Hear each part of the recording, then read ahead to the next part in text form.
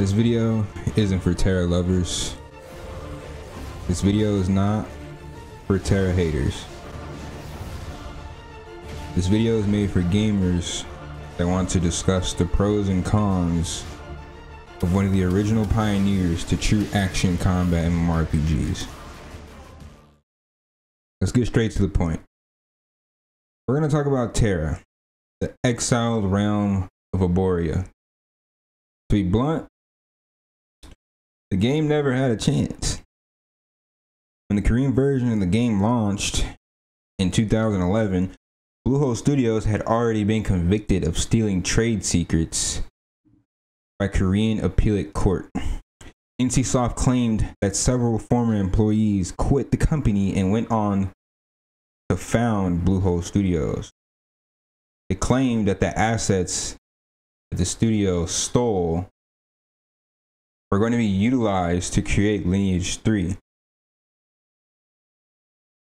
By doing this, NCSoft claims that Bluehole inherently stole copious amounts of confidential and proprietary NCSoft information, computer software, hardware, and artwork related to Lineage 3, using it to produce Tera. As if this wasn't enough, in 2012 when Tera launched in NA, NCSoft also filed a lawsuit against Enmasse Entertainment. Enmasse Entertainment being the subsidiary of Bluehole that launched the North American version of Tera. For years, it seemed like Tera was in a constant battle just to stay afloat. The game hadn't even launched, and already it had a major enemy in the industry. The first major news most Americans heard about the game was regarding a lawsuit. This certainly did not create a trustworthy relationship between Americans and the game developers for Tera. Though despite all this hardship, Enmasse pushed on to release Tera, receiving less than stellar reviews by multiple websites. Metacritic gave it a 77, IGN gave it a 6.5, GameSpot gave it a 7.5. If you ask me, these reviews are pretty mediocre for a game with such groundbreaking combat. But I digress. I say this all the time. Combat alone will not save your game. I've played almost every MMORPG to release for at least the past decade, and Tera by far has one of the most addicting combat systems I've ever played. The BAMs, boss acting mobs or big ass monsters, whatever you want to call them, they are absolutely nostalgic. The dungeons, they're challenging, and the PvP, it was toxic, yet it was fun. This is everything that a hardcore MMORPG player would want. So despite all these major pros of the game's combat, why did it receive such subpar reviews? The answer is simple. Tera made the same mistake releasing in the West that every other Korean MMORPG makes. They don't cater to a Western audience. When are they gonna learn? The quests were dull and repetitive. Early game, before you get your skills and your gear, it's extremely slow paced and it lacks progression. Your character doesn't feel strong until you've sunk hours into the game. Pause. Your character doesn't feel strong until you've sunk hours into the game. Rewind that if you have to, Korean developers, because I'm telling you, gamers are tired of this concept. We do not want to feel like we are wasting our time grinding hours in your game just to reach in game and possibly have fun. So I will admit, I did exactly that.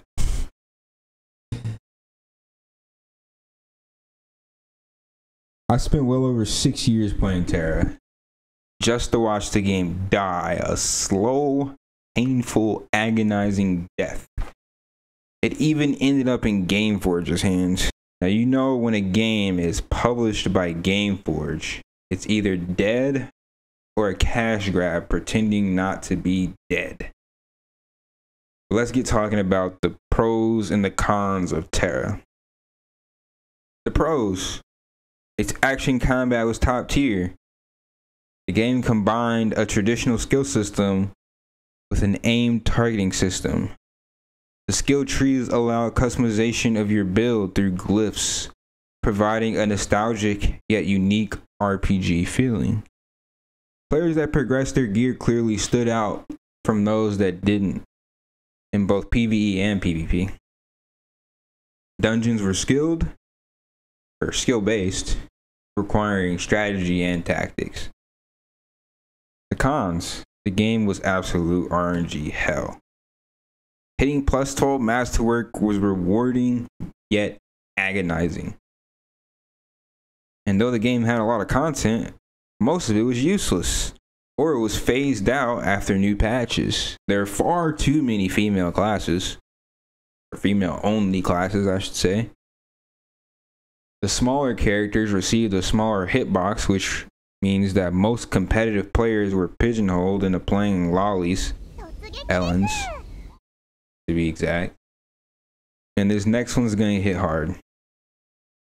The game is on Unreal Engine 3. This means that the graphics were limited. Also, most likely relates to why the game suffered so many bugs. And also relates to the terrible optimization that is Tera. Characters literally not even rendering on your screen. Players falling through maps or appearing underground as they're still targeting you and fighting you. The slingshot lag, the lack of frames, the list goes on. And I firmly believe it may have been related to the engine that they used, conflicting with their code. However, one thing is for sure, the optimization was a huge killer for Tera. And lastly, the lack of class balance in PvP. It's like every time a new class released, the game's optimization just went completely nuts. Gunner absolutely broken, Valkyrie absolutely broken, Reaper 1vx god. You still had to have some skill to play these classes, or at least the Reaper. Gunner, you could just roll your face. Valkyrie, you just get one stun lock and it's over. Class balance was absolutely terrible. I know it really seems like I'm ripping on the game, so now I'm going to stop talking about the cons. I'm trying to be as fair as I can, honestly. Despite all the cons, it's still one of my top 3 favorite games of all time. Something about flipping off dragons while playing Slayer absolutely never gets old. Or running into a fight on my Lancer and Giga leashing an entire raid. Or even just chilling in the 1v1 arena and just bullshitting with the homies. Decking on guilds that run their mouths too much, finding their members and slapping them silly. The lack of safe zones for GVG was absolutely toxic, and I loved it, man. As I'm sure most Tera players did. GVG was so fun in that game. When it was organized, it was just as fun. You could even do pickup death matches in open world. It was fun, man. The game was pure chaos, and that's just how I liked it. I hope that Bluehole learns some mistakes that they made with Tera and creates a better version in Elyon. It won't be the same, but hopefully it will be enough. What I want to see is competitive PvP. Game developers or publishers interacting with their fan base and community. Toxic behavior and exploits punished Optimization should be priority and bugs should be minimal. Reward players for playing the game instead of requiring copious amounts of time before the game becomes fun. Progress and rewards.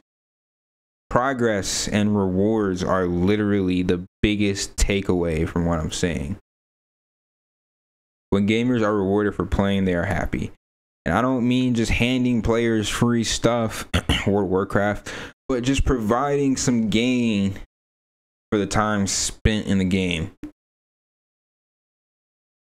If we can get a game that has the combat system of Tera, the arena and BG, a battleground, PvP structure of WoW, large scale PvP of Lineage, with the questing system as unique as the Elder Scrolls series, that would be my ideal MMORPG.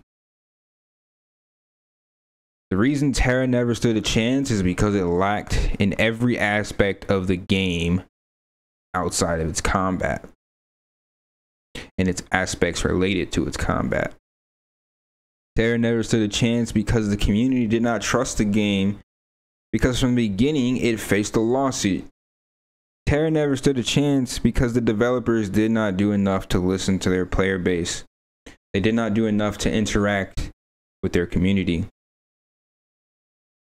If Tera was to re-release today, I would play it. Assuming that it released correctly. Tera died because for years gamers were waiting to have their questions answered. They were waiting to interact with the developers. They were waiting to interact with the publishers and have their requests answered. But instead of interacting with the community, there are actually several ban waves. Players that were creating mods for the game were actually removed and blocked. Third-party programs were blocked. This is repetitive, a very, very repetitive type of behavior that comes from Korean developers, where instead of actually interacting with the community, they start banning players, they start harassing players for trying to improve the game that they love. This isn't how a game succeeds in the West. And I really hope that these developers are paying attention to why their games are failing. We've talked about the reason Tera died, why it never had a chance. We've talked about the pros and the cons.